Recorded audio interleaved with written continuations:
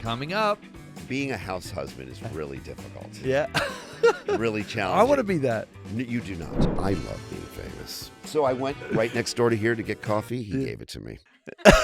I love your show. The $2,000 salmon sperm facial. Yeah. Okay, I'm gonna get great. You want to do it? Great. But what are you expecting from it? You know, is it going to make your skin a little bit nicer? Yeah, maybe. You know, enjoy. Yes, great. Go for it. But don't spend a lot of money on that kind of stuff.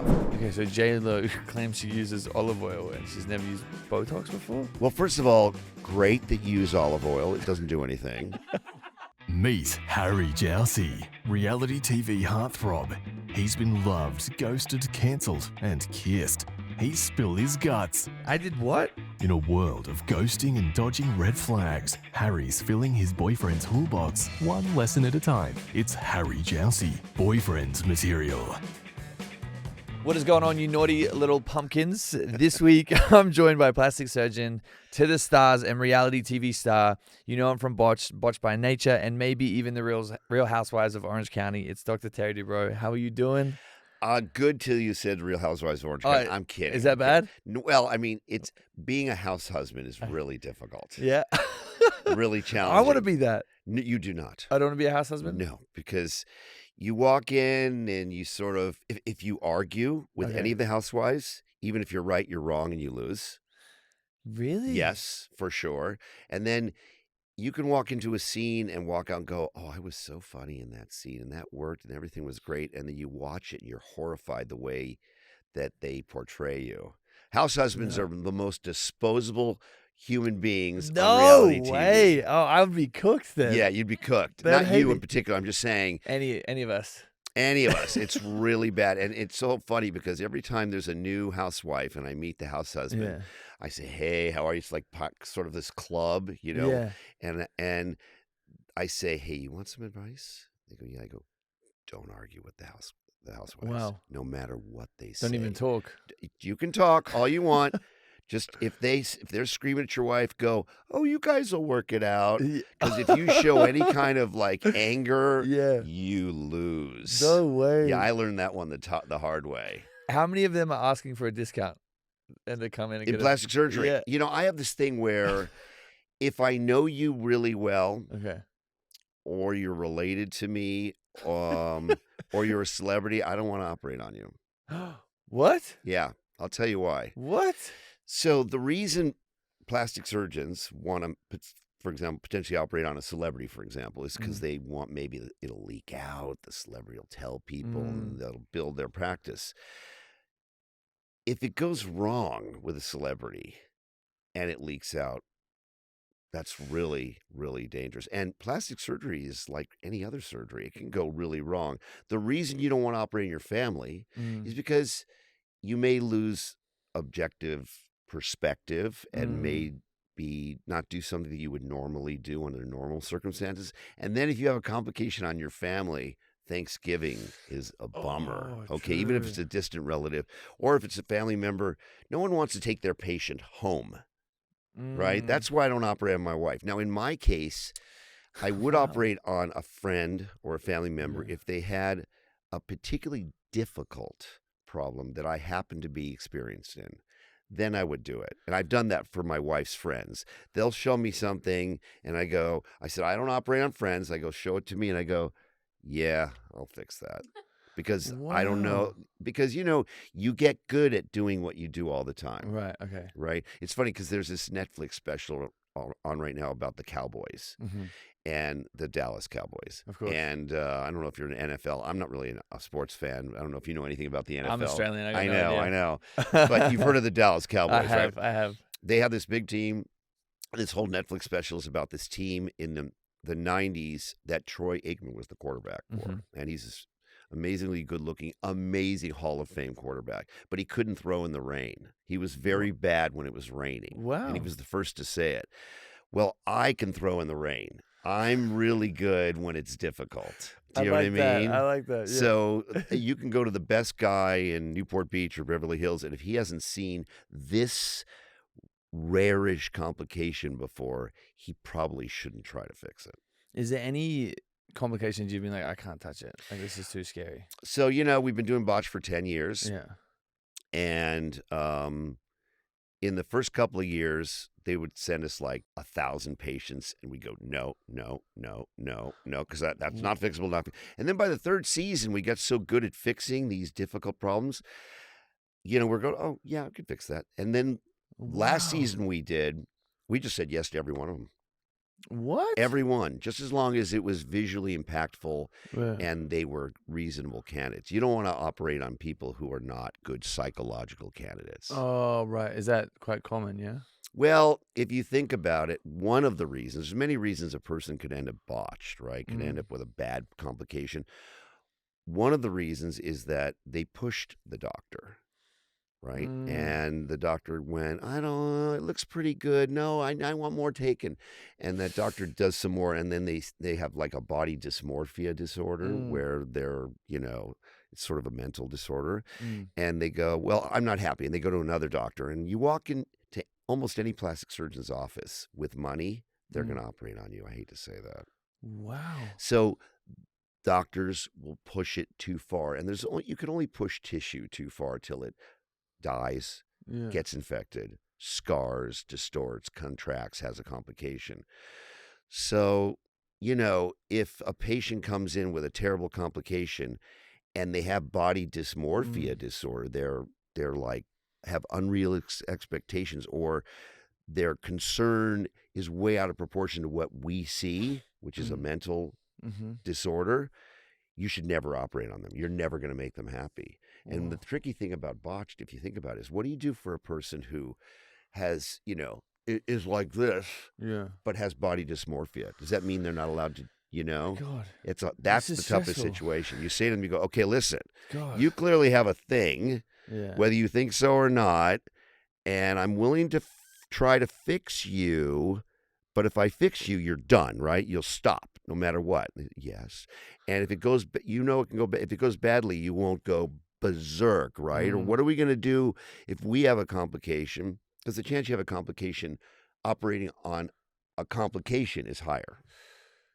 This sounds like the hardest job in the world.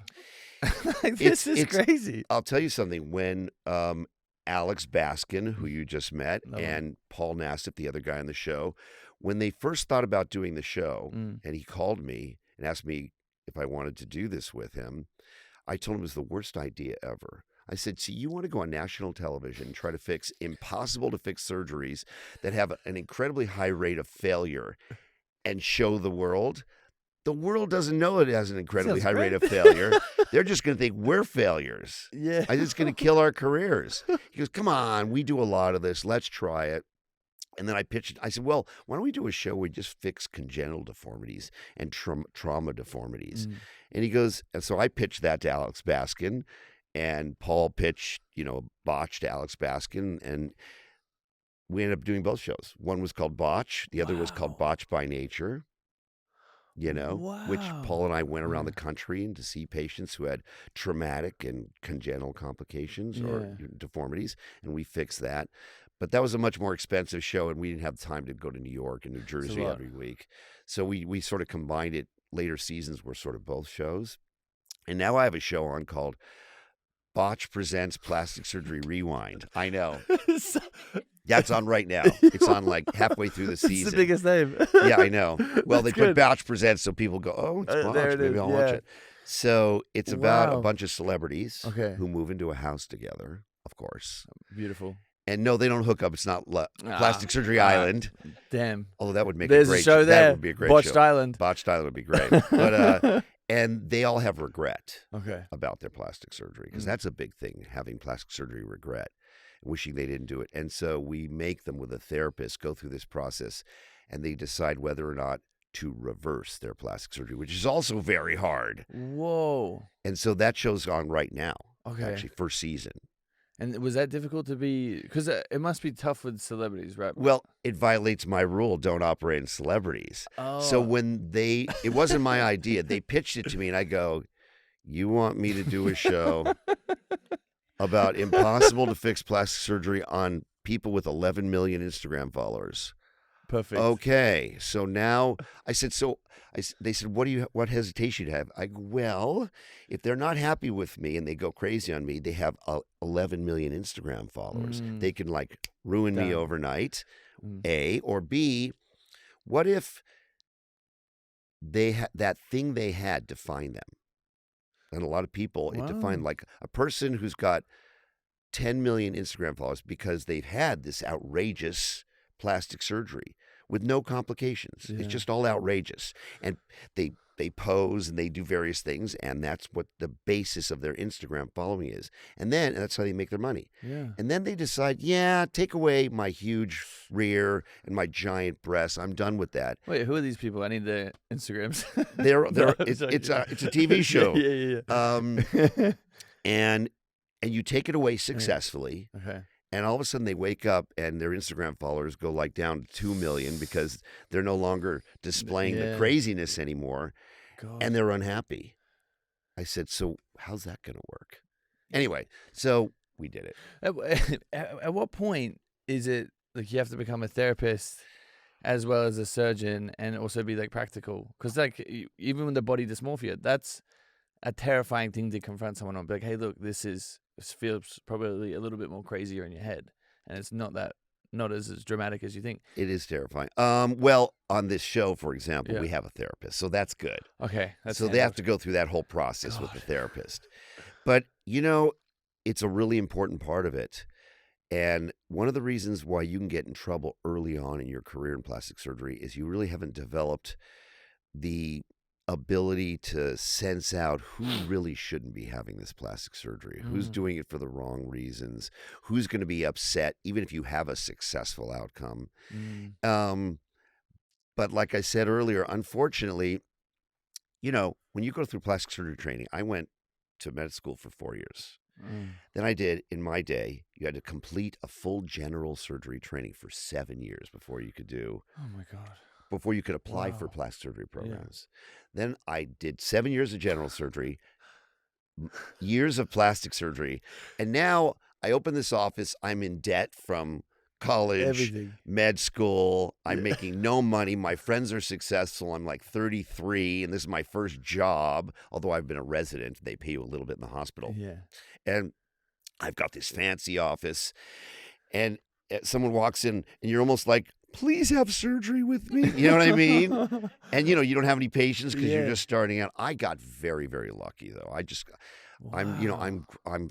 just a very, generally speaking, a very lucky guy. I mean, you're a successful guy. Yes, you're handsome. Yes, you've got this great personality and all this kind of stuff. But it would, by the way, I don't know how you feel, but it would serve you better if you felt lucky and grateful to be in the position you're in. For sure. Right? Yeah. It always works better. But the truth is, I know lots of billionaires. I probably know 9 billionaires, true billionaires who made it from nothing. And everyone I know of them who made it from nothing says, I got lucky. Yes, we all work hard. Yeah. Yes, I'm grateful, but I got lucky. And luck is a real thing in this world. And by the way, I sort of, just so you know, and my wife is here, she'd be rolling her eyes right now because she'd know exactly what I'm about to talk about. But I suspect this might be a simulation anyway. Yeah, no, I get it. You know what I'm talking about. I agree, yeah. But your generation totally understands that because you're growing up in the AI generation. Yeah. But my generation, if you go, I think this is a simulation, they go, what? Yeah. I go, it's a thing. You're in a game. You're not really in control. There's a controller and there's NPCs over there. Oh, you have been on the internet, huh? Yeah, and this is a new show. They look at me, they go, what are you talking about? And I go, never mind. I've been reading a lot of Dr. Joe Dispenza. Do you know him? Is he an AI guy? No, not yet. But he talks a lot about like your realities in the quantum realm and all that blah blah stuff. Okay. That will probably make everyone angry, but it's fascinating. I love it. It's so interesting to also have like a different perspective on stuff. Okay, first off, I want to ask a question. Do you think if I had any work done? So it's funny. Shit. I did. Right now, I'm doing a lot of sort of interviews, national media interviews, and people want to talk to me on their podcasts. I'm doing a lot of really interesting podcasts recently, Yeah. and this'll track in a second. And yesterday I did a podcast with a major political person. It wasn't a political podcast. I'm Okay. not a political guy, but he was doing a reality TV, how it's affected American culture and so on. But he's a major like speechwriter for the White House kind of God. brain. Okay. And we're talking about the way reality TV affected culture, affects culture, it affected my life, and so on and so forth. And then 3/4 of the way into it, he goes, "Can I ask you a question?" And I go, "What?" He goes, "What would you do to my face?" I couldn't believe, even he asked me. Everyone asked? Even he asked me that. Yeah. You're asking me what I would do to No, your face? do you think I've had anything done? Oh. By the way, he asked me that too. I feel like it's probably common. You probably see someone in the grocery store and they're like, what Well, do you think I should do? and it's like, I put that in the category of how old, you're so young, so it wouldn't matter, but Yeah. how old do you think I am? And he's Yeah. like, you have to be very careful the way you answer these questions. You don't want to insult anybody. No, please Right. go Well, you crazy. haven't had veneers, 'cause Not those yet. are your natural teeth. Yeah, well, I've got one Okay. cap. Okay, I have one. Yeah. All right. I mean, raise your brows for a second. You're just very young. You haven't had Botox. It looks like you could have had Botox. I did, yeah. Yeah, okay. Like a year ago. A year ago. Well, it's mostly worn off. Okay. But you have a little bit of a shiny forehead thing consistent with a lot of Botox. But I think if it was a year ago, it's worn off. So you just Okay. have a natural moist. People always moist- think I get filler because I think I've got a fat head. Do you think I look like I got filler? Anytime I'm on a red carpet, by the all way- the comments like, he's got filler. Well, you just have really, hey, Fat congratulations. You have full cheeks. That's a big part of Oh, yeah. symmetry and There we beauty. go. But for sure, you shouldn't get filler. Okay. If you've had it, No. it looks great. Don't have any more. Okay. Do you think I should get the buccal fat removal? No, I don't think so because, first of all, you wear, facial hair, and it might look slightly favorable now, but you'll pay for that later. Wow. Yeah. Okay. Is there for younger people, any surgeries they should probably stay far away from? Well, I try to be as both-sided as possible because you sit a plastic surgeon down or a dermatologist down, and 10 of them who are very good, you're going to get 10 different responses to that, okay? So I feel those threads are terrible, those thread lifts that people do. Do you know what they are? Oh, yes. Instead of a facelift, people have these threads put in, they pull. I think they just don't work, okay? How long do the threads last? 6 weeks. And then, of course, if you get someone in here Yeah. who that's how they make their income, it's the best thing. Yeah. But in my opinion, they don't work at all. They're not a good idea.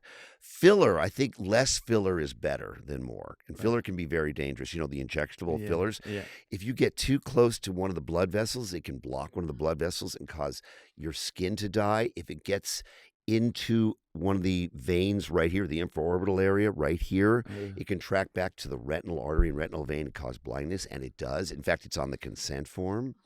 So fillers are a lot more problematic than people are willing to admit. And on Rewind, on the show that I'm doing right now, half the celebrities wanted their fillers dissolved.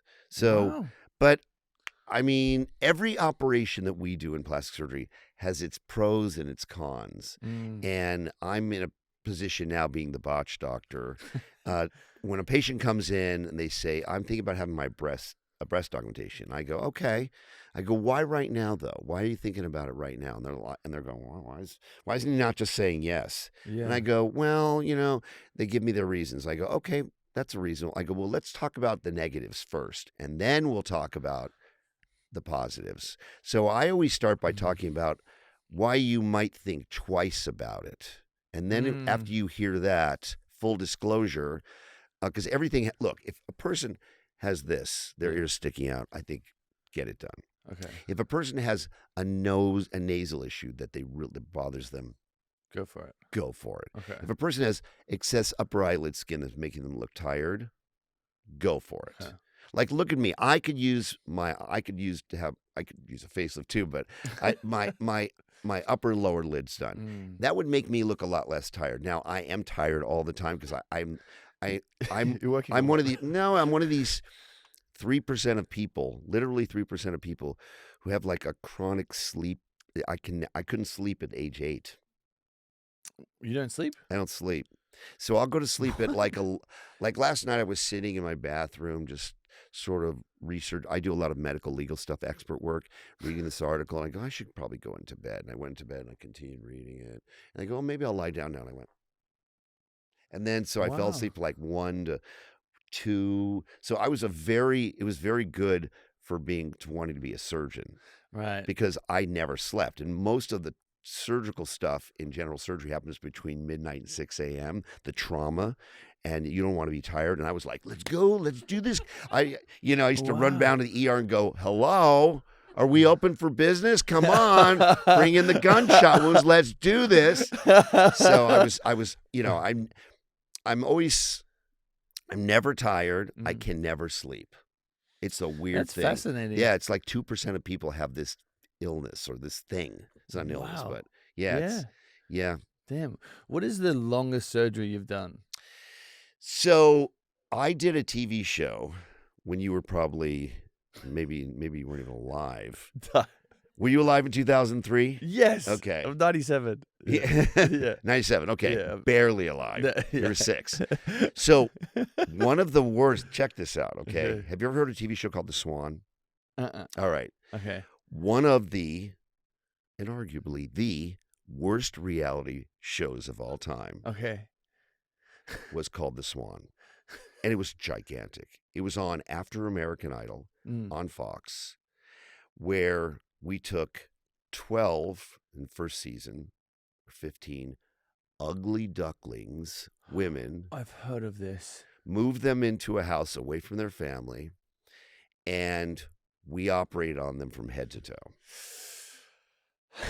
And basically, we'd sit there in a group and go, well, she really needs her eyes done on her nose. We wouldn't even ask them basically what they wanted to do. And you would just do it? Well, no, we talked to them. They wanted everything. If you said, well, do you want me to do your tongue? Yes. Do you want me to do? Yes. They wanted it all. And then, so to make matters worse, in addition to identifying them as ugly ducklings, okay, they would have all this head-to-toe surgery that would go on for hours and hours and hours and hours. And then they would recover, and they'd be pitted against another participant, another swan, and whoever made the better transformation would get to go on to a beauty pageant. Stop. Where they compete against each other to see who was the ultimate swan. What? I know. Can you believe We need to bring it back. No, they would. I mean, cancel. Get me on it. Thank you, cancel culture. Because that would never happen today. Wow. It was gigantic. I was the surgeon on this show. You're the swan surgeon. I was the swan surgeon, yeah. Wow. And so then we really didn't have as much of a concept as how much surgery, how long is too long. And I did it with another guy that I trained with at UCLA. They picked me first. They go, who do you want to do it with? I go, do it with this guy because he's a really good surgeon and we'll have similar results and we'll be safe. He would operate for 14 hours back then. Whoa. And then I heard he was doing that because I did half, he did half. Yeah. By the way, the third season, thankfully we got canceled because the new person who took over Fox said that show is just bad news. Even though it's successful, he just canceled it. As soon as he took over Fox, we were going to do twins. I was going to do one. He was going to. This is where it was going, and we were even going to do a triplet. And he and I were flipping to see who did 2 and who did 1. No, stop. I know, right? This is funny. I know. This is crazy. And so I call him. I go, "Did you do 14 hours of surgery on this woman?" He goes, "Yeah." I go, "Dude, you're going to kill her." He goes, No. I go, "Listen. If we have a gigantic complication, we put us in the hospital or worse, we're going to be on the cover of Time magazine." This is before they had the internet. They barely had the internet. Before they had any social media, it was still Time magazine. Yeah. I said, there's going to be a picture, our promo picture of us, our hero picture on Time magazine saying reality television has gone too far. I go, you're going to kill someone. And we got an argument and we didn't speak for several weeks. I said, you can't go over 8 hours. And then I'd call him up and I'd go, I heard you went 10 hours today, man. And so there is an association between the risk of complications and length of surgery. It's not a direct correlation. So you're talking to the botched doctor who has been on reality TV since 2003 and who's a house husband, okay, and who Harvey Levin will call me because he wants me to come talk about somebody who was injured and they had plastic surgery. Would you come on TMZ? So I get these calls from Harvey Levin, and I go, hi, Harvey, wondering, did someone just sue me because they know before you did? Yeah, they're in everything. Everything. Did some rumor just come out that they're going to... He goes, Terry, it's not about you. And I go, oh, okay, thanks, Harvey. Whatever you want. You know what I mean? So I'm super paranoid for obvious reasons, right? Yeah. And you need to be too. You get a DUI, it's going to be on TMZ, right? No, I would just race the cops. I'll be quicker. Yeah, right, right. Wait, You have to be careful. No, So I don't go over 6 hours. Wow, So fascinating. the general number is 8 hours and less is okay. Okay. Again, science-wise, there isn't a direct, perfect correlation between, like, if you go 9, then the risk of a clot in your leg going to your lungs, a pulmonary is now 22%. If you go 10, it's 28%. If you go 11 hours, so there isn't. Is that the anesthesia? Is that what's causing it? It's partly anesthesia. You know, the patient gets cold. It's trauma to the body. If you're doing 15 different things, you're asking the body to heal every one of those things. Whoa. Because think about what plastic surgery is. We induce, in many cases, massive surgical trauma on you for vanity. Yeah, wow. Think about it, having a little work done. You know what having a little work done means? Going in a chemical coma by an anesthesiologist, all right? Right? It sounds scary, just that. Yep. Having a scalpel applied to large portions of your body and huge surface areas of skin elevated with all the blood supply and nerves cut as you're doing it. Oh. Right? And cauterized wherever it's bleeding, then pulling tightly, cutting off a whole bunch of tissue, even if it's a facelift, and then stitching it up tightly. That's a lot to ask. That's what plastic surgery is, for vanity. Now, if I said, I'm going to cut your chest open because I'm going to take a tumor off your lung, you go, yes. Good. Yes. I expect you to. Yes, of course. Yeah.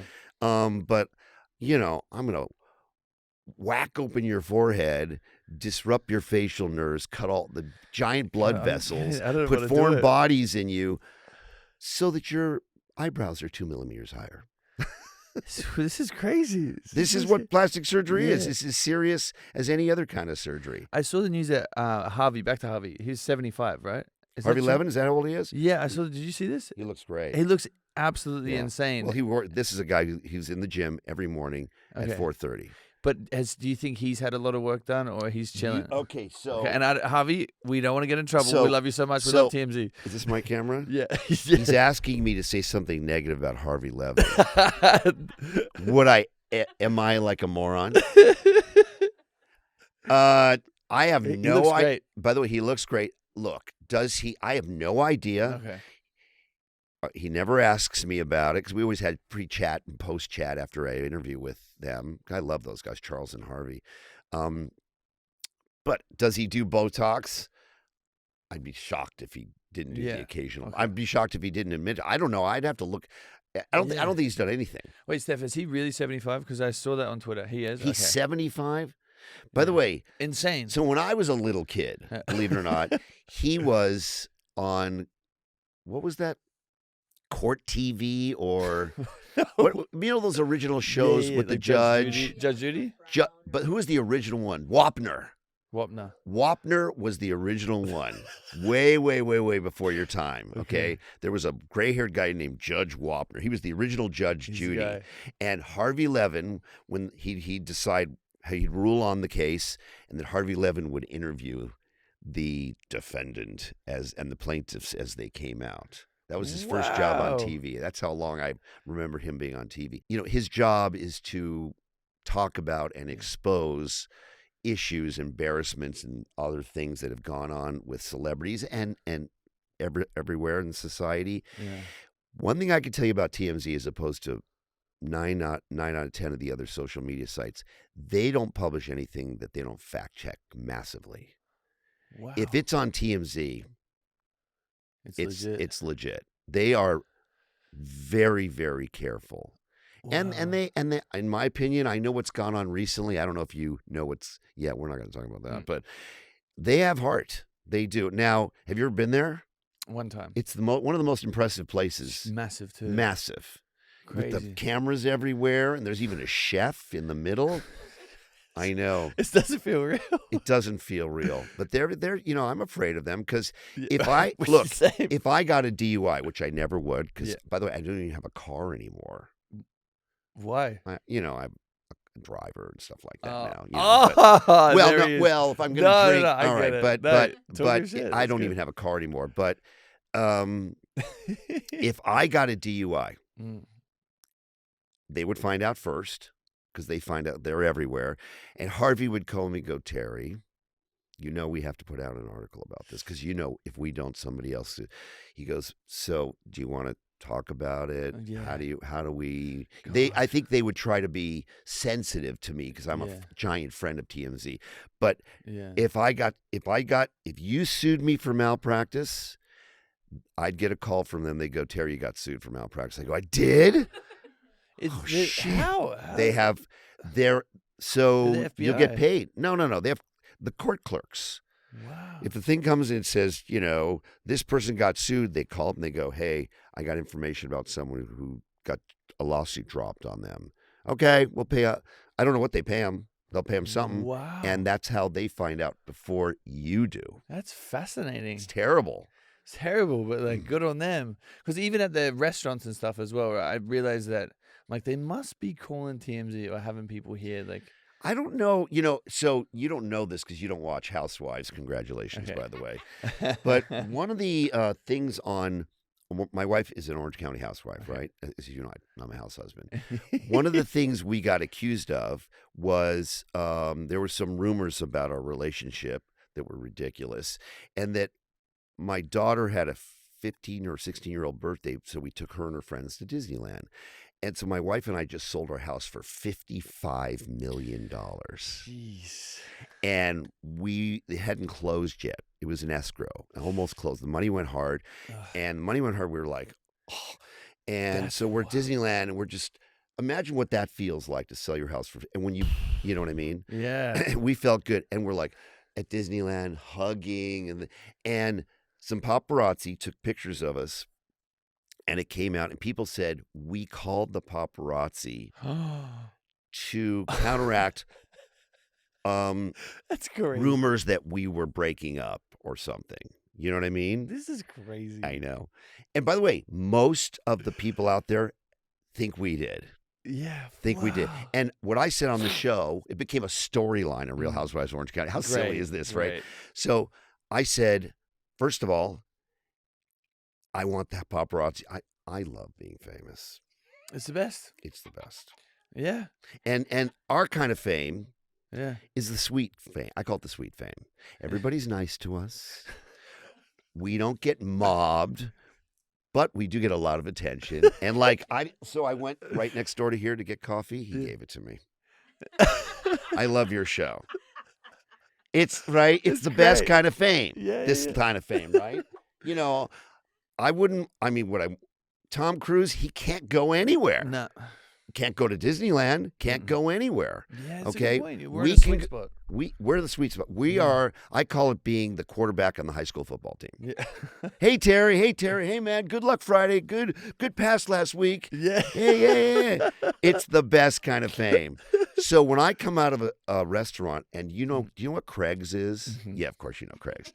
And I come out, and so there's this glass thing above the entrance to Craig's, so that when the paparazzi's out there and you're sitting there at your booth having dinner, and all of a sudden you see flash, you go, ooh, who's getting, like Lady Gaga walks in, right? Although she usually goes in the back, I guess.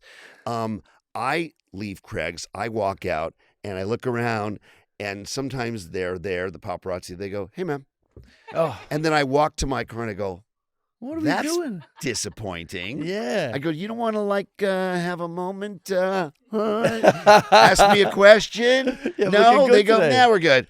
That's the worst. It's like, oh, hey, good to see you. Have a good night. I love it. Yeah. So if And by the way, do you know of a paparazzi phone number you can call? Yeah. You do? Yeah, There is for sure. a paparazzi. Before I leave, I want that number. Of But course. by the way, if you call them and say, I'm going to be at Mr. Chow's, they're going to go, who cares? No, because so how it happened in COVID for us, when our my show kind of popped off, no one was outside, and paparazzi were kind of starving for work too. So they would be like, "Hey, if you'd want to set up a shot or something, shoot us a DM." So you get like my ex, for example, she'd go to the grocery store, she'd go to 7-Eleven. They literally just have them everywhere. Like you'd be anywhere you go, and then I'm like, "Oh well, I should probably do that as well." Okay. So then you just step out and have your guy, and then like look at the photos, good to go, and you can also I don't know. There's some famous people you can see like they just walked out of their front door, took a photo, and went back in. It's just like it's easy.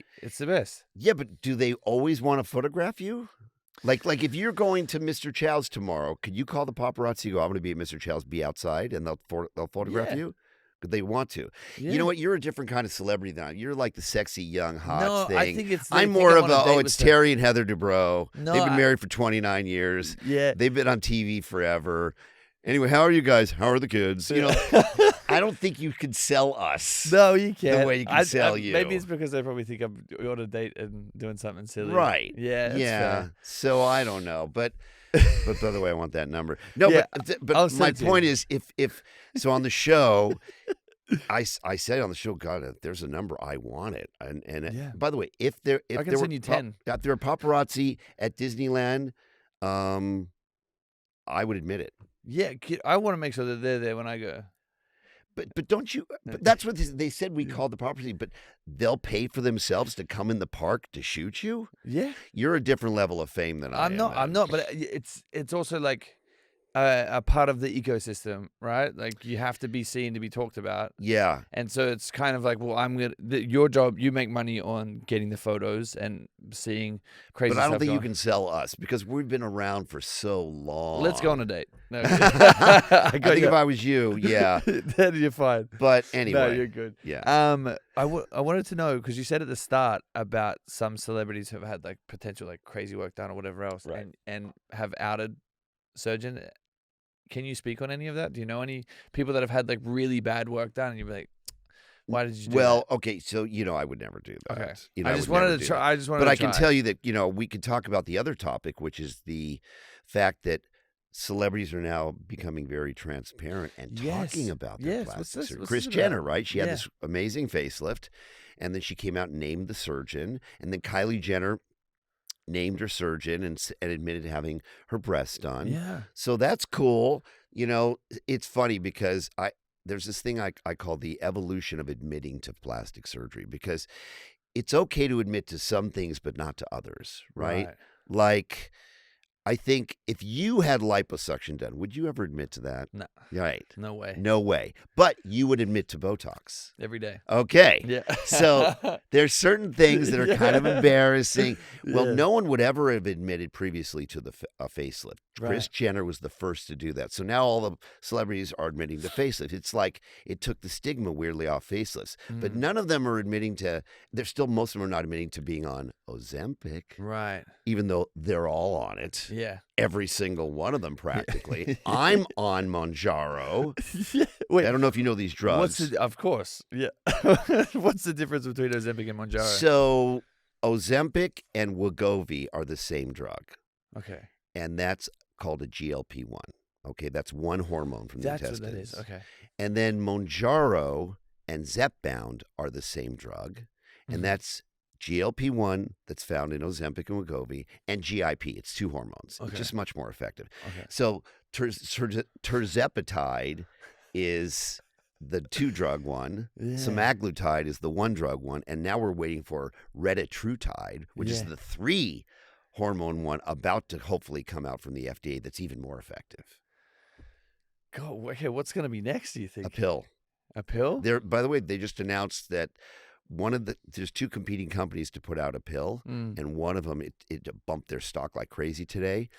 I'm very into the stock market. One of their pills is working better in their clinical trials with the FDA than the other one. It's going to be a pill.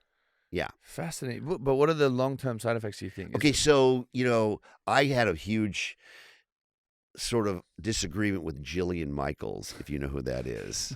You don't? No, it sounds familiar. She was a trainer on The Biggest Loser. Yes. So you know she is because of this amazing Netflix special. Yeah. I just So, watched this. When these drugs first came out, she said, Yes. Okay. she said these drugs are terrible, and you should diet and exercise, and these are all these side effects, and people they're going to grow a third head.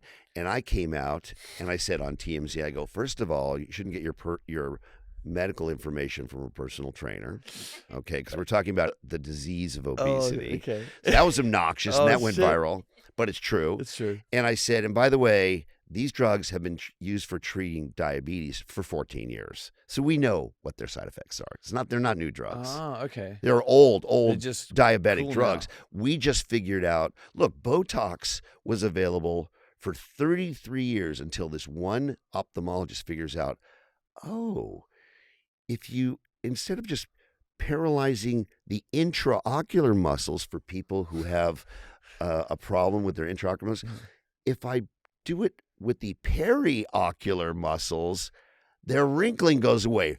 Boom, multi-billion-dollar drug overnight for a drug that's been around for 30 years. Wow. And so that's what happened with Ozempic. It was around for like 14 years, wonderful for treating type 2 diabetes.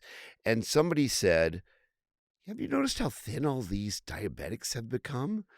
Oh, it's because they're all eating better and exercising. Maybe it's that Ozempic thing. Wow. Boom. Damn. And the FDA put it through a rapid approval process, testing it on obese people, and sure enough, it caused weight loss. Is there such thing as Ozempic face? I see that a lot. So not only is so anytime you lose weight rapidly, You're going to have a face. you're going to have. So have you ever been chubby? Nah. Okay. I've been like skinny fat. Okay, so if you've ever been chubby and you have something coming up, like let's say you had a show. Let's say you were chunky. That was your thing.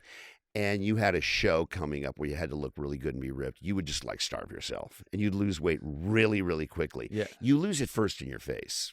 Right. Okay. Then you lose it in your body. Then it kind of redistributes and reequilibrates. These drugs work so well that you lose it so quickly, you lose it in your face first. So that's what Ozempic Face is. It's nothing more than just rapid weight loss. Now, I just saw an article last week about, wait for it, Ozempic vulva. We were talking about this. Okay. Yeah. So these these women were complaining that they've lost so much weight that the whole area down there has become disorganized, say, for lack of a better term. I mean, there's other terms that would be more insulting that I would never use, but I'll say it. No.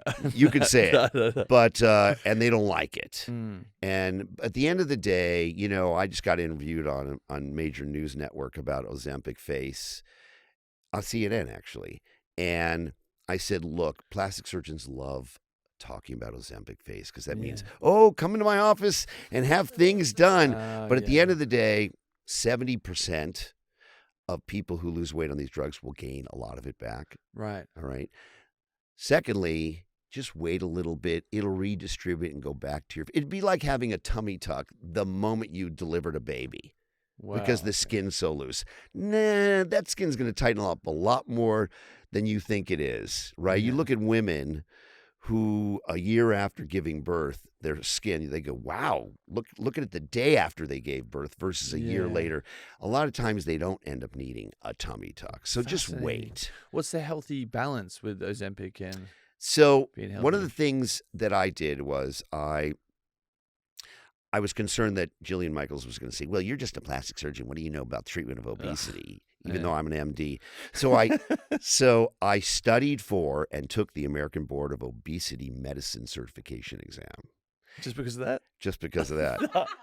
I know. I'm such a nerd. Do you really want to prove a point? I know. And I wanted to be an expert. Plus, these are historic drugs. Okay. And they're changing everything.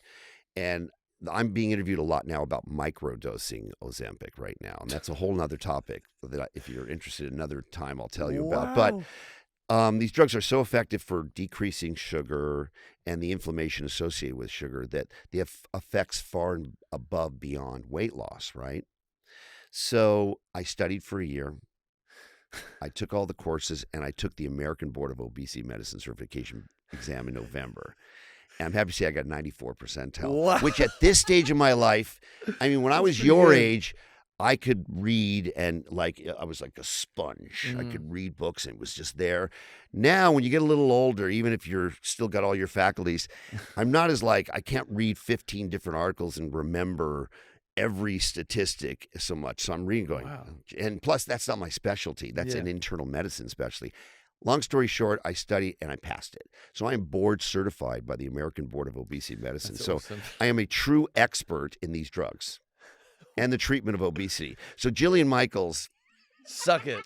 yeah, I used to say, Jillian, if you want to give medical advice, I would suggest you take the MCATs and go to med school. Yay, okay? there we go. And so now it's like, you're not an obesity medicine specialist. Yes, I am. Yeah. It was funny. Wow. I was in court.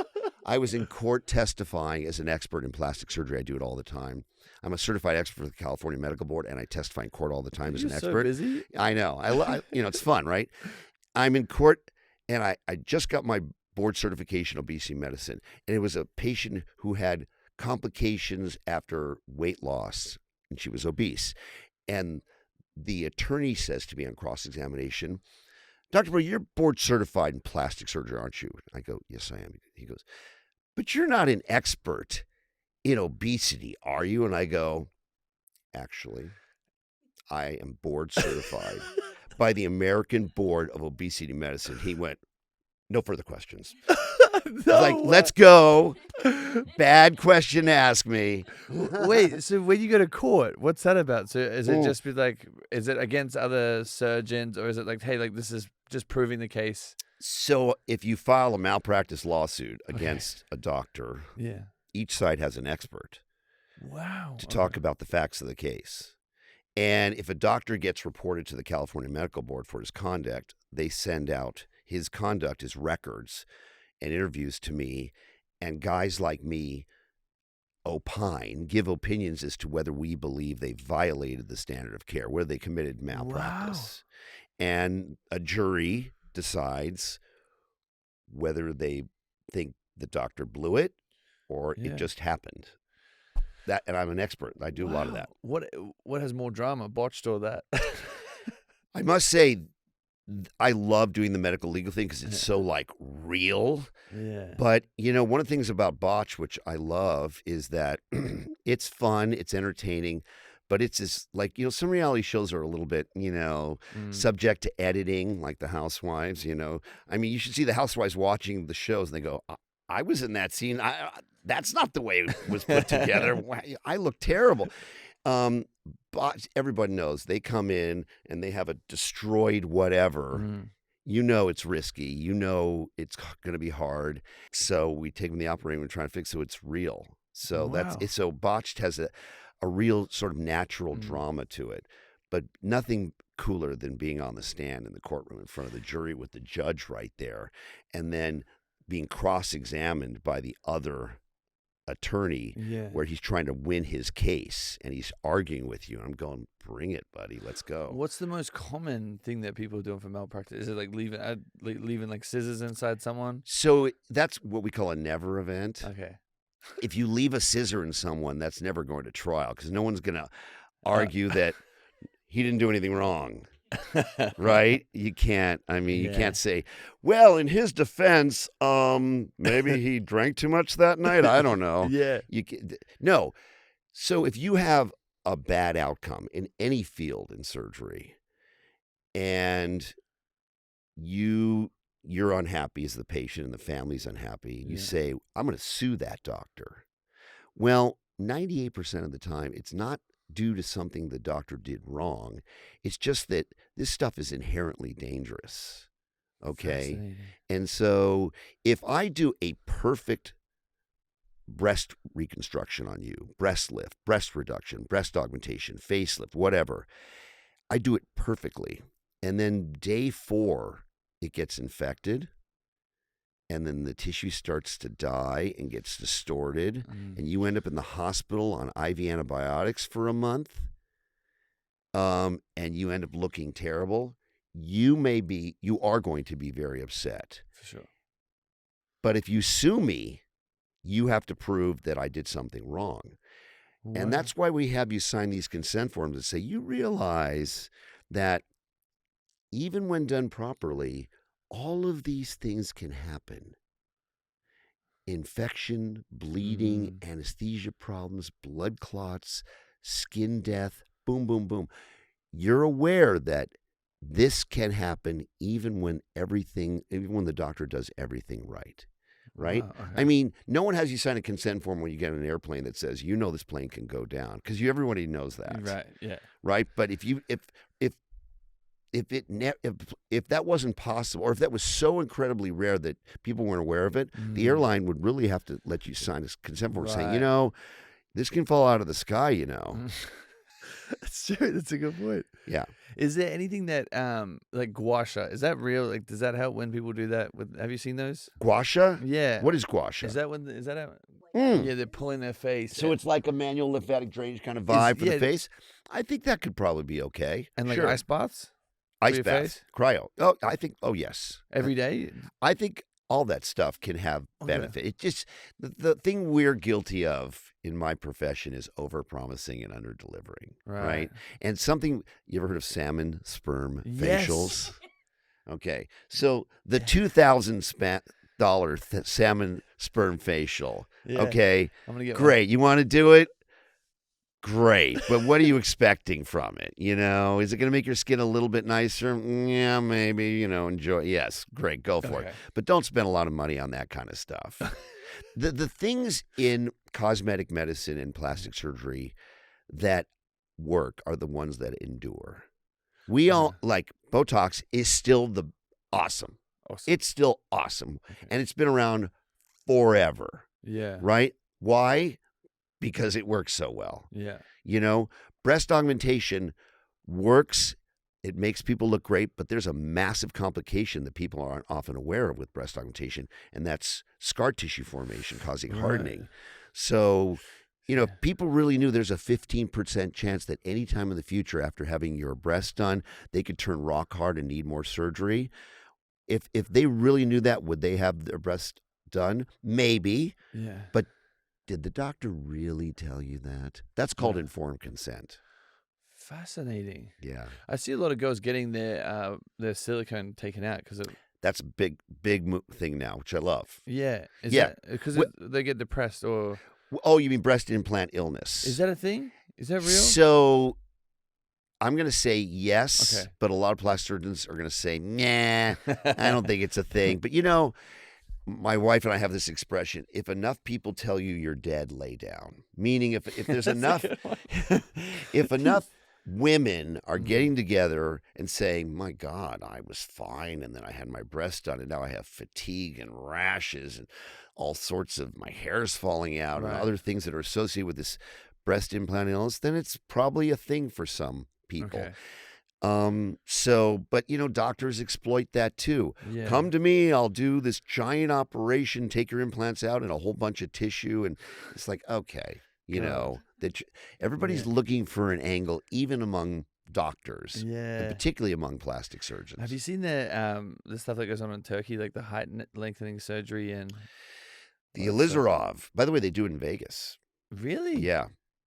Do the guys look weird because they have like short arms and like super long legs? That's a Have you good point. have you seen that? I actually, you're the first one to mention that's actually a good point. Okay, so you don't get that much taller. Okay. I think the most you can do is 4 inches. So I don't think it's that big. But the problem with that limb lengthening thing is that it's like a 1.5 year recovery and one of the Yeah. most painful operations ever.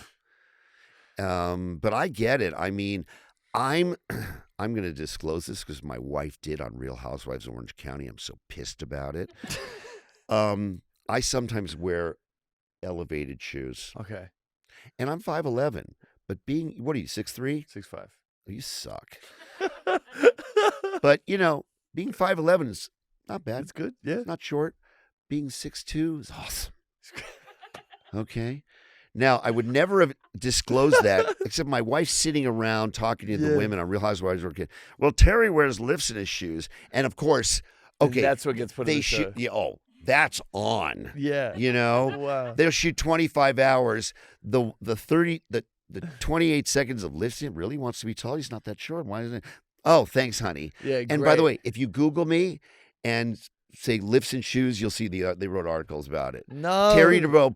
Oh, and I was she was promoting this season in New York, and one of the people comes up to me and goes, "Oh, what do you think about her saying you wear lifts in your shoes?" I go, "To be honest with you, I was pissed." Yeah. They wrote an article about it. Terry Dubrow pissed at his wife. No way. Yes. You can't And I say said, anything. "Really?" You can't say anything. I said to my wife, I go, "Really?" I said, "So are we talking about, I don't know, other things that you would never disclose? Am I talking about that?" Oh, Shut no. up, honey. You know. Oh, yeah, you can't say anything. It's so funny because people will see me sometimes go, "Wow, I didn't know you were this tall." And I'm going, "Mm-hmm." It's becoming quite common though. I saw on Amazon that you can get like the 3-inch. I don't And- put lifts in the shoes. They're just I big just shoes. wear high heels. Oh, that's fine. Yeah. That's not even cheating. It's just It's you a just- little bit cheating because there's a little bit of an internal high heel to it. Okay. It doesn't come out, so it is cheating, by the way. I'll be perfectly honest. Okay, is coffee bad for you? So that's an interesting question because when I was in medical school, Yeah. there was an article that came out that said coffee increases your chance of pancreatic cancer, the worst cancer of all, by like 6 times. So we were very anti-coffee in the late 80s. And then they were pro-coffee in the 90s, then very anti-coffee for a little while. And now it seems like coffee is very good for you. It's the best. Yeah, it is love good it. for you. Yeah. Yeah. Now, I think, people need to be careful with their caffeine and Right. sleep. But other than that, coffee seems to be very good for you. Is there any real fear around microplastics?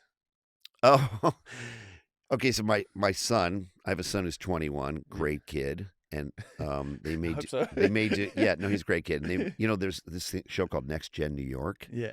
And they're talking about maybe doing a Next Gen LA, and we'll see what happens. But anyway, Wow. he's a freak about seed oil and microplastics, and I'm going to call BS on it. Really? I mean, look, Okay, that's a big if stance. I say to my son, I go, "So you're having another martini, and you're worried about microplastics." Okay, so where do we draw the line of things we're worried about? And then I say to him, and don't let facts get in the way of your opinions, but I say to him, and I go, "So what diseases are we associating with microplastics? Go. What illnesses are we associating with microplastics?" And he goes, "Well, it just could be really bad for you." I go, "For what?" Right. Associate it with something. It's not that I'm actually looking for a study, but like, what are you really worried about? Look, I grew up in the Tupperware era, okay? Right. So you're contaminated. and so my big joke is I always say to my son, I go, "I'm going to put a ton of this one particular type of creamer in my coffee, which has seed oil in it." Because he's very, very anti-seed oil, which your whole generation is. I go, because I want it to dilute out the microplastics. He's gonna hate you. He's gonna be- We goof about this all the time. For anyone listening right now, is there something they could be doing better for their health, or like just Yes. general advice? Okay, so this phase of my career, we're still doing more botched. I still do a ton of surgery, but I'm sort of transitioning to wanting to be. My wife and I have a podcast called Between Us on iHeart, where we talk about our lives and all things health and wellness. We have a YouTube channel coming out. We're testing things. Right now, I'm testing this one thing. I'll tell you about this later. But we're doing experiments on ourselves. But I'm wanting to transition, rather than being a 7-day-a-week surgeon who does nothing but surgery, to more of a content person, because I'm board certified in obesity medicine, plastic surgery. I was board certified in general surgery. I'm very into longevity and health span. Right. That's really what my thing is all about right now. And I think the best thing you can do, which you do at your age because you're young and healthy, but the best thing you can do is increase your protein, get at least 150 minutes a week of cardio, get the best sleep you can, avoid as much alcohol as possible. I'm not a big fan of don't drink at all. I think that's complete BS. I know any alcohol is bad. Yeah. But keeping your lean muscle mass, even at your age, as high as you possibly can, and supporting that with protein is probably the most significant thing you can do in terms of longevity. And the stuff you do now will inform, when you're my age, what kind of shape and what kind of lifespan you have. I grew up in the era of the triathlon. Oh, wow. And every movement, I was like the right age every time. There was the big running movement in the 70s and then the triathlon movement in the 80s. And I got upset. I've been working out my entire life. I'm 67. I can do I warm up in the gym with 5 sets of 50 push-ups. Really? Warm up. Wow. Yeah. And I've been doing that. I work out all the time and I have no That's medical crazy. conditions. And Wow. I think you take control of your health and be consistent with weightlifting and cardio every week. Treat it like, forget about the microplastics and the seed oil. Get in the gym, lift weights, particularly for women. Get on creatine. Creatine is the greatest, most fundamental supplement that men and women should be on, at least 5 grams. Yeah, for sure. Okay. No side effects. And lift weights, do resistance training, do your cardio, and you will live a lot longer than any of your relatives. See, and do early surveillance. A little bit expensive, but worth it for cancer, because that's the only thing. Pronovo. Like get a Pronuvo scan. Yeah. Get your MRIs early. Maybe not at your age yet. I did one. You did one? Yeah.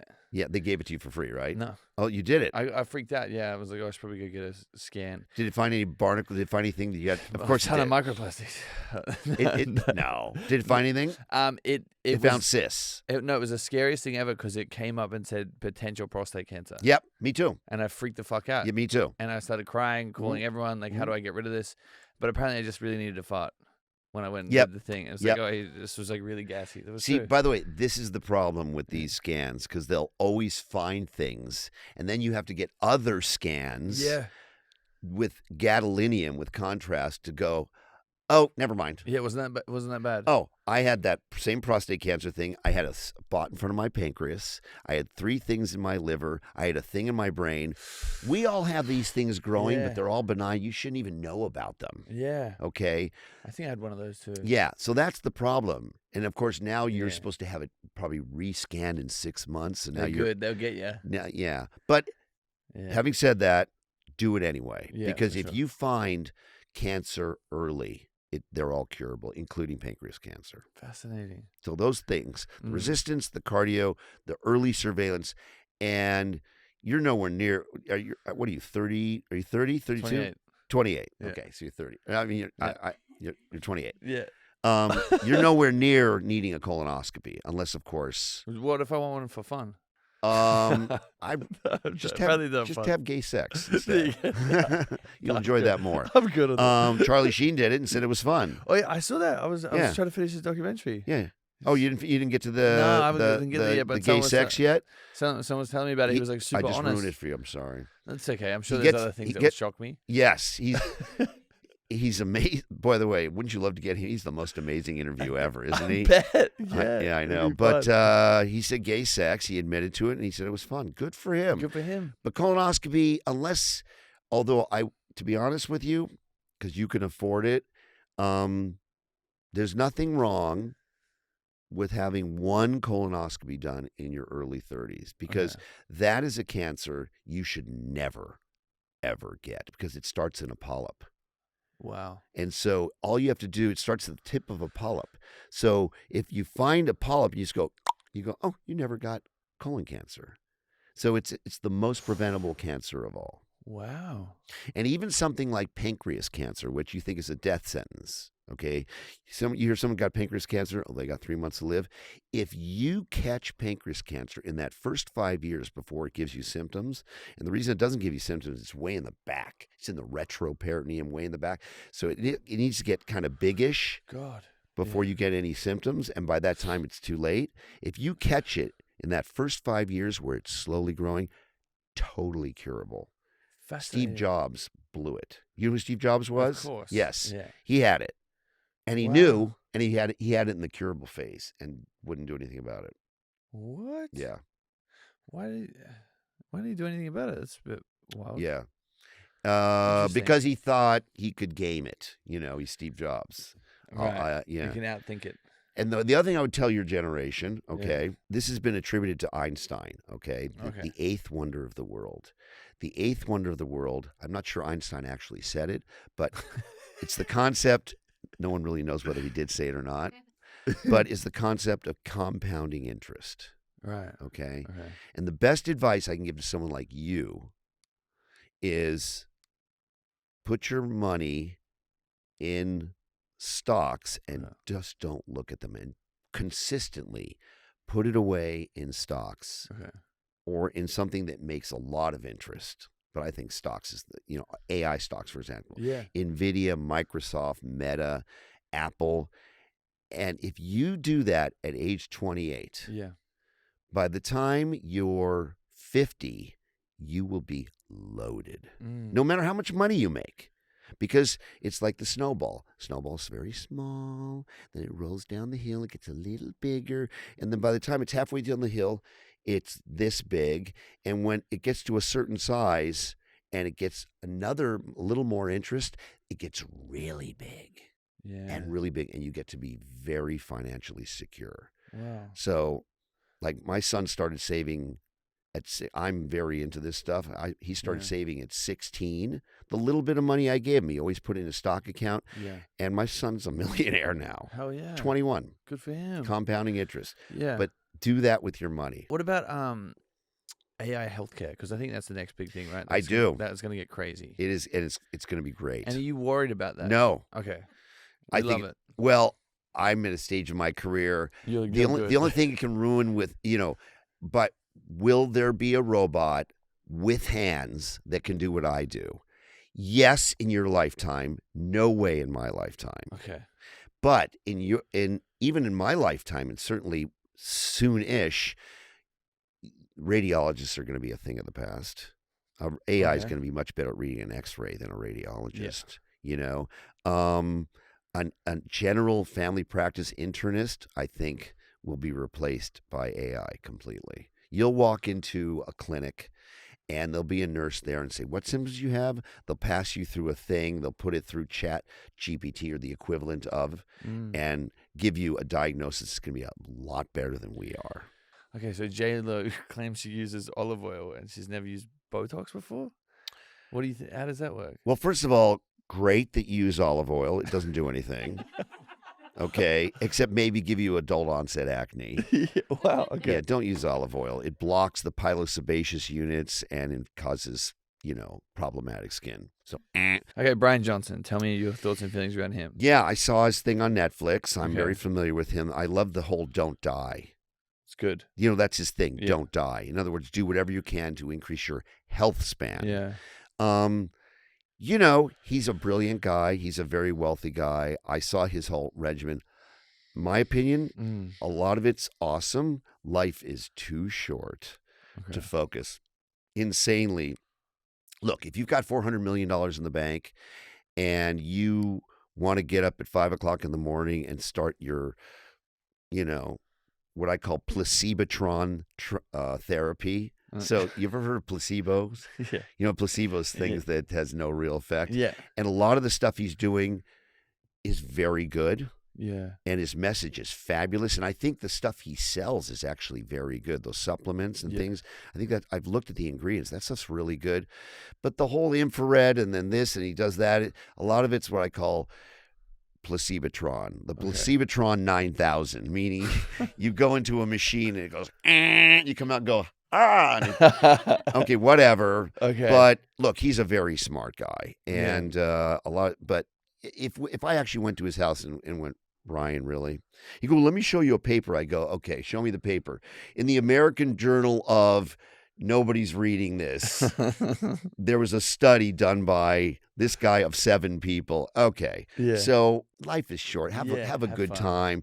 You go for the big sort of macro headings of resistance training, protein, cardio, keep your weight down, don't smoke, don't drink too much, get as much sleep as you possibly can. You're going to do as well as Brian Johnson. There was this guy in my era who I can't think of his name, but he was very, very famous. He ate these berries And he was the Brian Johnson of my era. We all knew his name. Yeah. Okay, he was a naturalist, and he ate these things from the forest, and he was going to live forever. Guy died of liver cancer at 52 or something. It's like, okay, whatever, man. But Brian Johnson, the thing about Brian Johnson is, if he gets something, he will diagnose it very, very early. Yeah. He will live a long time, and he is leading a perfect life. But I don't know. Is a quality of life kind of cool. I mean, if that's what you want to do, great. But I love his message and I love his movement. And a lot of people are going to live longer because of him. Yeah. So awesome. Okay. All right, let's get into this game. So I'm going to name a wellness trend or a cosmetic procedure, and you'll tell us if it's worth it or it's not worth it, or worst of it. Worth it or not worth it, right? Yeah. Or worth it. Saying? But let me make a comment about this one thing. I've seen this kind of thing a little bit on the internet, occasionally on TikTok, and most, just so you know, and apply the same principle to me. Most of us don't know what we're talking about. Okay, because I just want to. Okay, so just because the botch doctor, who's board certified in obesity medicine, says that this thing sucks, that doesn't necessarily mean it really does suck. I'm just going to give you my opinion. Your opinion. Okay.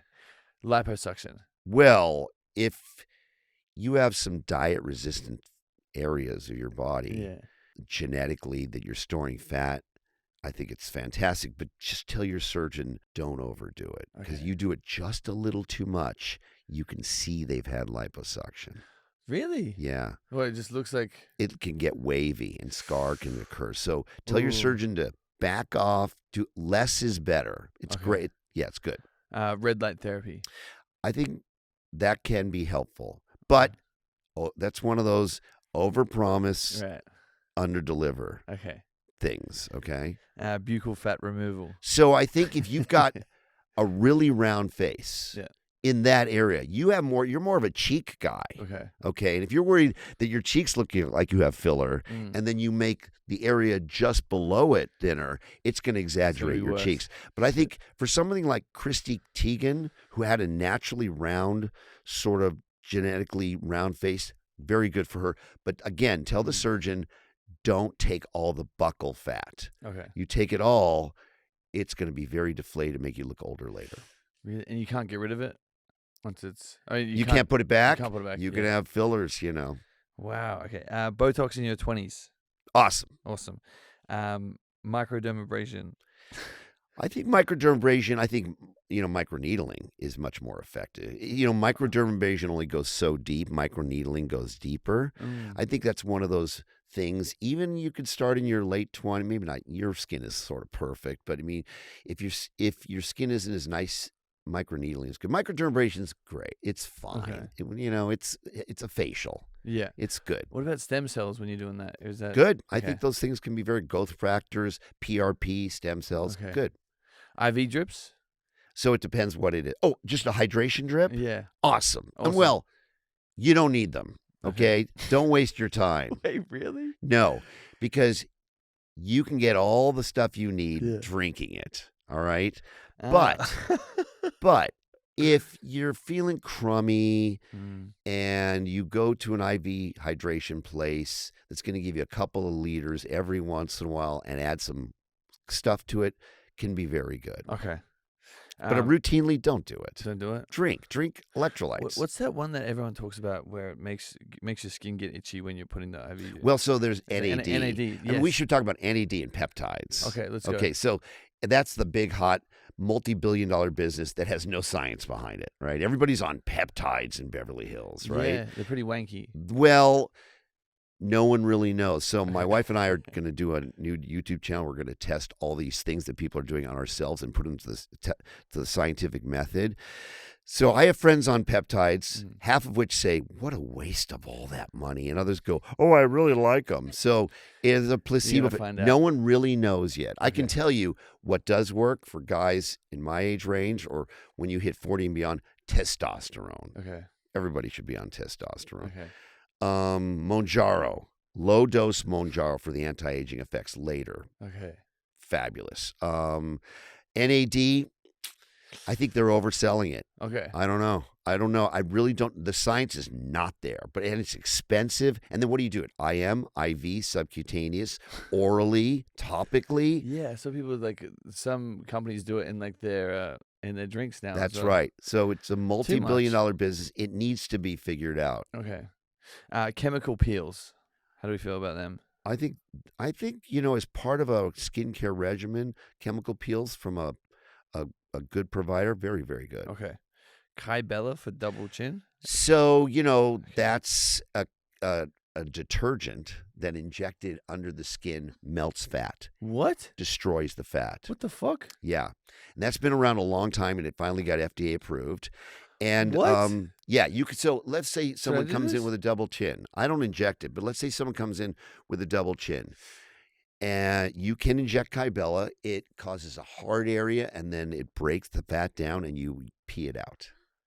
What? It's FDA approved. But how does this not burn everything else? It just has a way of killing the fat itself. Yeah. What? Yeah, it's effective. I think, in my opinion, it's a lot easier just to do a 20-minute, make a teeny little incision, numb the area up, and suck it out with liposuction. Done. Done. No less side effects, and it'll work for sure. Whereas Kybella may or may not work. Fuck. This is fascinating. Are you going to ask about CoolSculpt? How did you know? Yeah. Oh, is that what you're going to ask? That's the next thing. Because it's in the fat Okay, reduction what is- category. what is Well, you went liposuction, Kybella. So this is called cryolipolysis, meaning killing fat Oh my by God. freezing it. And this has been around a long You time. don't know everything. Well, this is my specialty, Yeah. Yeah. And so I think it can be effective just as long as it's not overpromised. Mm. All right. It will underdeliver. It does have one potential side effect called paroxysmal adipose hyperplasia, where instead of, Mm. and a famous model sued for this, and the company settled with her. Instead of, you know who I'm talking about? Yes, yes, right. So you freeze the area of interest, Yeah. and it's supposed to all die, the fat, just like with Kybella, which does it with a detergent, kind of a soap. This does it with freezing it. That's why it's called cryolipolysis. Polysis means destruction of, Yeah. lipo, destruction, and you pee it out. In a certain percentage of patients, maybe as much as 15, it actually causes it to overgrow. And then it becomes more, and we had a guy on Oh. Botched who had it done, and it got twice the size, and I had to go in there and cut it out. Fuck, man. Yeah. This is scary. CoolSculpting. CoolSculpting is huge, and it's everywhere. Wow. So, I mean, if you ask a person who had CoolSculpting and they're happy, you go, "How happy are you?" They go, "I'm happy." Do you hear the "I'm happy"? You hear that? You're confused. It's not like awesome. I love it. I'm happy. Yeah. It's like No with one's hesitation. happy. No. So I think it can be disappointing, but I think it overpromises and undelivers. Okay. PRP vampire facials. I think, well, PRP, that's the microneedling thing. Okay. Where you take the blood. I think that stuff, as that or other things with stem cells or growth factors, all of that stuff is in the same category of microneedling and PRP. I think that stuff's very good for the skin. Have you done stem cells? On my face? Or just in general on your body? Because I know a lot of UFC fighters go to like Tijuana and get that's a different thing. You're talking about intravenous stem cells for like when you have injuries. Yeah. And people are flying to Costa Rica for anti-aging. I'm not sure anywhere. Yeah, I mean, I think that's the Wild Wild West too. I mean, I've had people say it's the greatest thing. It's sort of like peptides and NAD, the greatest thing ever. It healed my. The science isn't there yet, and it's very expensive. I know they're going to Mexico. Just make sure you go to someone. If you're going to someone in Mexico that you've talked, it's tricky in Mexico. One thing we have here is lawyers. Right. All right. So you can't just do wild, Wild West stuff that can have real dangerous. There, you get a major problem there, you're on your own, pal. Cooked. Okay. And you can't be. If you get ruined by stem cells, that's something fixed surgically on Botched. Because I met with one of the guys to get stem cells, and he's For what purpose? For injury? no, he's like For health, general health. Yeah, you can do an IV and whatever else, and then he's like, we can do your meat.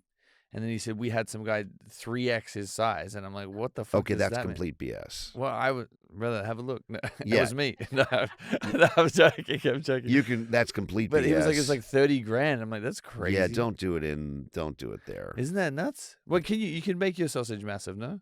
You can do what? Make it bigger? Yeah. Well, you can inject it with filler. That's one thing. That's There's a gross, guy no? I met. By the way, I was in a restaurant the other day. That's Yeah. one thing fun about being the botch doctor. And people are very comfortable. Say, hey, how are you? Nice. So this guy comes up to me and goes, I'm a specialist in putting in that implant in there. Ooh. I've done it 23,000 times. Was that the dick talk on TikTok? I don't know. Okay. A dick doc on TikTok? Is that what you said? Is Yeah. that what he calls himself? Yeah. I don't know. He was a very nice guy. And his Okay. son was there. Oh, I want you to meet my dad. He's this guy who puts in. And I go, wow. I knew of a guy who used to do that. And finally he stopped doing it because he had so many problems. But I don't know about the new version of it. Yeah, because I heard the filler kind of collects down the bottom and it gets. It can. Yeah. But you know, you're a shower, not a grower, is the problem Right. with that. It's True. not it's not significant. I guess you can make it girthier, which can be Yeah, which is fun. functionally useful. But then it's like soft, right? Yeah, well, I none of my friends have done that. Okay. I don't know. It's Yeah, not let's figure it out. It's not really a plastic surgery thing. How do you feel about laser hair removal? Absolutely fantastic. By the way, Okay. the most common reason for a malpractice lawsuit is laser hair removal. What do you mean?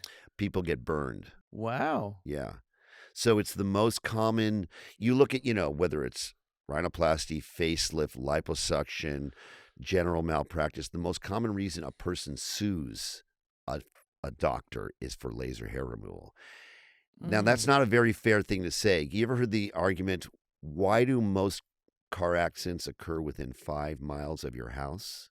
Have you heard this? I've heard this, but I don't know what it means. And the answer is because you spend about 98% of your driving within 5 miles of your house. Right. Okay. So, of course, Oh, you're going to get a car accident within 5 miles of your Yeah, house. yeah. Not like there's something inherently dangerous Okay. in 5 miles. But, Yeah. the laser hair removal is one of the most common procedures. That's why it's one of the Okay. most common reasons for a malpractice lawsuit. But That makes sense. but it's very effective. Go to someone who does it all the time. Stay out of the sun before you do it. Because if you're tan, if you go in one time, like you've had done 5 times, let's say you've had done 5 times, very successful, right? And then it starts to grow back slowly, and you go to Hawaii, you go to the beach, and you get a little tan, and you walk in, and they didn't really realize you got more tan, and all of a sudden, instead of seeing the dark pigment in your hair follicle, it says, oh, look at the dark in the skin, whack, and it goes after that instead, burn. Wow. Because lasers identify what's called the chromophobe, the color. They're going after a certain color thing. That's how lasers typically work. See, Okay? This is the most stressful job ever. Well, not if you do it well. Yeah. Yeah, it is stressful. Even when Yeah. you do it right, it's stressful. Wow. Yeah, because I used to do them at home. With Laser hair removal is fantastic. Okay. Yeah. So By the way, cheap. this company, this huge company, I'm not sure they're called Laser Away. They're very good. Yeah. They're very good. They're very inexpensive. And they've got it wired. I don't work for them. I don't know them, but I've had lots of patients who've gone to them. So this is not, a paid endorsement. I don't know anything about them. I don't know where they are. Yeah. They're very good. Okay.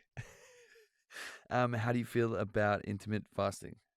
Well, I wrote a book. It was a #1 bestseller. Hell yeah. On intermittent fasting. I'm an enormous fan of intermittent Wait, really? fasting. Okay. Yeah. It was the #1 most searched diet book on Google in 2000 or something. You're killing it. Called the Dubrow diet. Wow. But I'm a giant fan of intermittent fasting because it sends you into what's called autophagy, which is your body's. So when there's no food around and there's nothing to break down and process, your body goes, okay, let's break down our own toxins now. And that's called autophagy. It's fantastic. And I think 18-6 is the best if you can make it that long. 18 hours. So in a 24-hour day, Yeah. if you can not eat for 18 and eat in that 6-hour window, that's the best. I do a 24. I don't eat for 20 hours. But you're also not sleeping.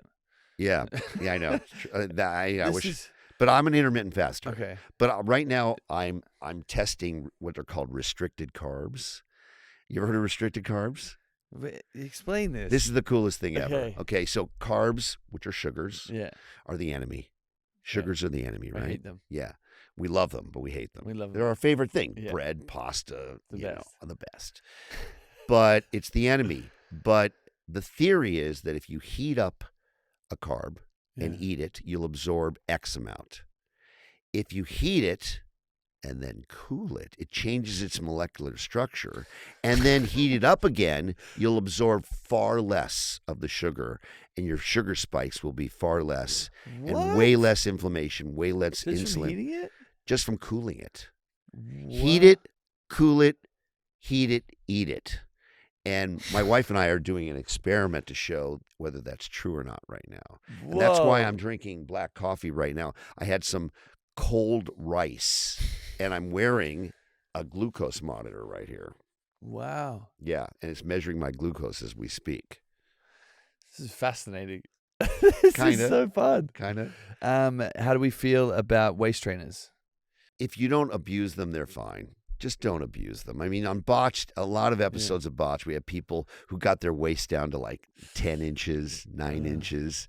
And if you do it too much, where are your organs sitting? They're sitting in a small suitcase and they're being smashed against the diaphragm, which is the muscle between your chest and your abdomen.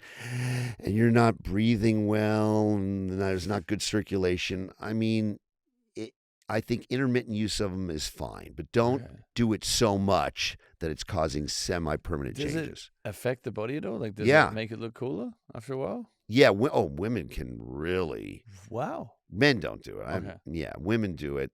I don't know any men that have done it, but women do it, make their waist super, super tiny. Oh, yeah, that's been a But big. is it lasting, though? If you do it enough and keep it on for enough hours a day for enough days in a row, it'll give you, it will change your Wow. waist. Be careful with that one. Yeah. Well, I'm not doing it. But Yeah. That's fascinating. Weighted vests, that's an interesting thing. You've heard about weighted vests? Yeah. That's very hot right now. You put on a vest that has weights and you go for a walk, or you do your cardio with a little more weight. That's one of the hot things going right now in health and wellness. The question is it bad for your joints? Is it bad for your neck? Is it bad for your back? Yes, you will burn more calories, but that's a big I thing. feel like you can learn so much just with all the stuff you got going on. This is fascinating. Yeah. Trap talks. How do you Yeah, feel about I think it's fine. If you, by the way, in the same conversation is, so some people, particularly some ethnicities, get very large masseter muscles here. Mhm. And of course, traps, right? And so if you inject Botox here, it can narrow the face in those people. And same with the traps. I think it's fine. It's reversible. Is there a cure for, like, is it TMJ? Is that what It can help TMJ if you're a grinder and you go to sleep and you spend too much time because your masseters are so hypertrophic and overactive. It can be very good for that. Morpheus 8. So that's what we were talking about before. yeah, Morpheus 8. Okay. So that's in the category of non-invasive energy delivery devices to tighten skin. Okay. So, it's funny. I went to medical school, listen to this, in 82 to 86, okay? If you would have told me when I was in med school that in 2025, we still are going to tighten skin in plastic surgery primarily by cutting into it, lifting it, disrupting all the blood supply, pulling it off and cutting it off and stitching it, I would have said, no way. By 2025, there will be a device that transmits energy to the skin to tighten the skin. Doesn't that make sense? Right?